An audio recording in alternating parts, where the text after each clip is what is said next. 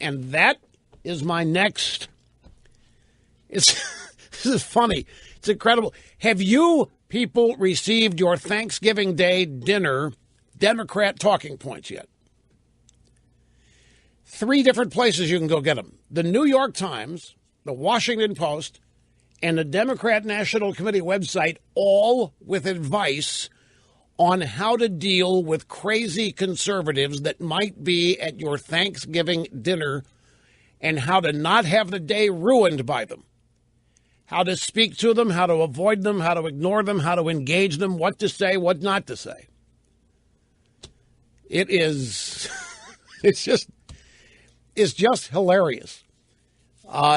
The effort all over the drive-by media. There are articles everywhere telling people how to deal with their white uncle who supports Trump, crazy old grandma who doesn't embrace gay marriage. Obama, via Josh Earnest at the White House, suggested that the topic at the Thanksgiving dinner table this year be gun control. The White House, you didn't hear that? Yeah, Josh Earnest went out there yesterday, said the preferred topic at Thanksgiving dinner tables this year from the White House is gun control. Now, the Democrat Party, which has a whole website devoted to giving the party line response to any potential issue, from Trump to climate change, actually gives you short lines that you're supposed to memorize and spout. I would call it McCarthyism, sort of like Charlie McCarthyism. These people, honest to God, they are giving you lines to memorize in case your crazy conservative relatives say something about X. You are to memorize a line in response. You just go to your Thanksgiving dinner and wait, poised, for your conservative relatives to say something outrageous or offensive, and you have memorized your lines and you're ready for your reply.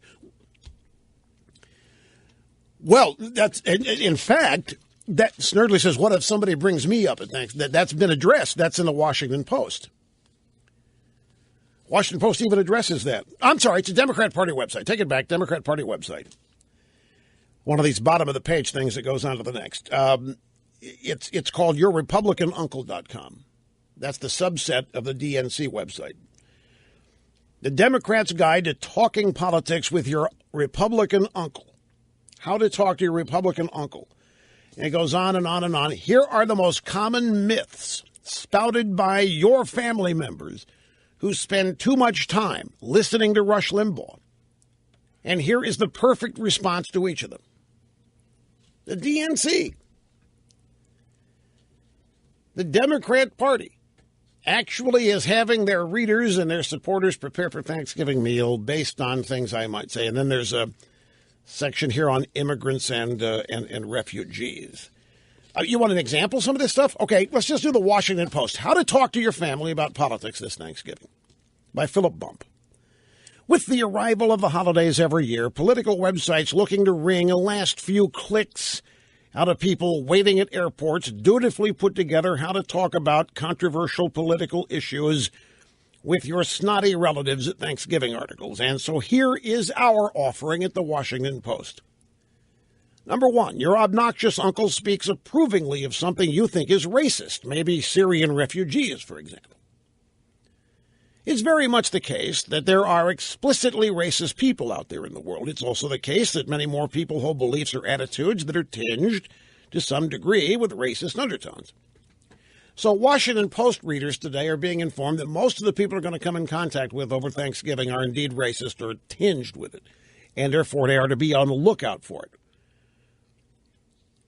Maybe part of the problem is your misunderstanding, or also, I'm an uncle, and I think it's funny to annoy my nieces and nephews. So maybe your uncle is intentionally trying to rile you up because he thinks it's funny. You're supposed to be on the lookout for anything. Your conservative uncle might also have read this article and be laying in wait for you while you're laying in wait for him.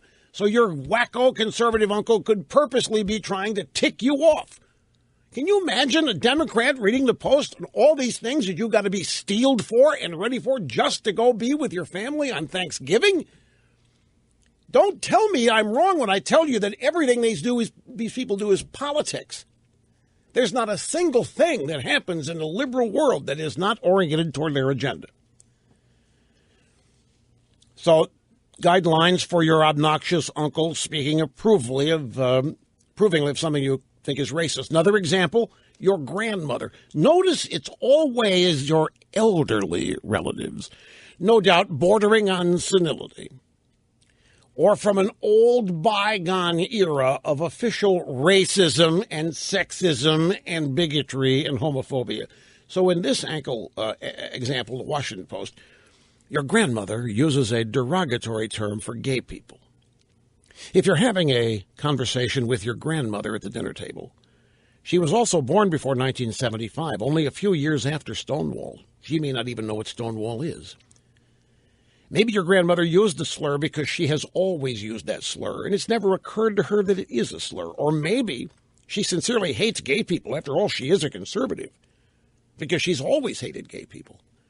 But maybe, even as she worries about the ache in her hip, or as she looks into a mirror and sees more wrinkles than she has years, maybe she'll try once again to understand this new thing that the world has presented to her. Oh, it's not just condescending, it's insulting, but look at the presumptions behind it.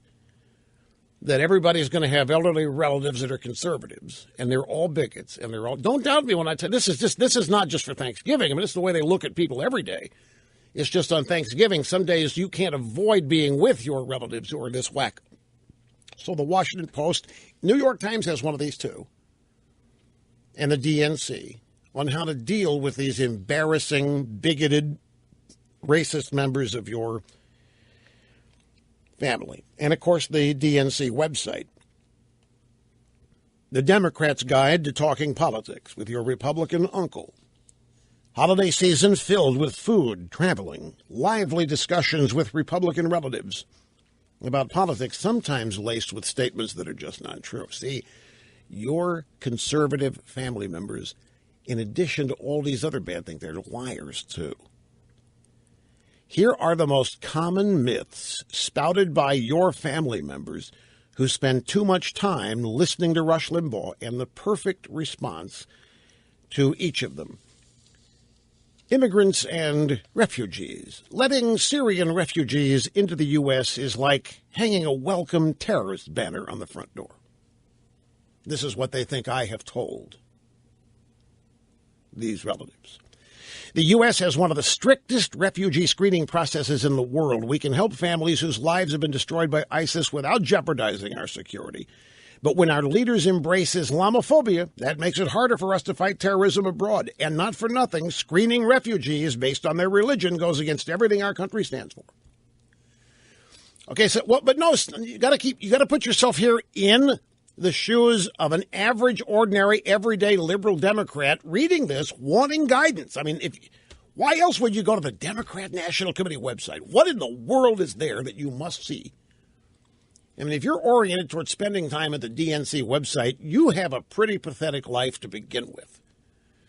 So, here come these false allegations and phony solutions. And by the way, screening refugees based on their religion goes against everything our country stands for. My guess is you little liberals will finally or quickly learn that your elderly relatives know that that's totally untrue. We have always screened for religion. Always. It has been a primary major factor in screening wannabe asylum seekers and refugees. And I can imagine some of you liberals listening, that's just crazy. I see this is the exact kind of thing we have to deal with. Limbaugh says this, and my relatives believe it, and I have to listen to this at Thanksgiving. Well, let me ask you liberals a question. All these asylum seekers say they're fleeing something. Do you know what the number one thing most refugees say they are fleeing? Religious persecution or political persecution. In the case of religious persecution, somebody wants to be admitted to the country as a refugee. We have to ask, well, where are you from? They tell us. Well, what religion are you? We have to ask. If they're fleeing religious persecution, we've got to check their veracity. So what religion are you? We ask. We are required to. We always have. And then, as best we can, we vet what they tell us. Now, that's increasingly hard to do because there aren't any databases of these people that we can go vet. So if they say they're from Syria and they're fleeing religious persecution, they identify their religion, and we go check and see what's going on the ground in Syria, see if it could plausibly be true. But the bottom line is we ask them. We always have asked them. In fact, it's statutory that we ask them. But here go these people at DNC website, and they're the ones totally misinformed. They are the ones proceeding essentially blind.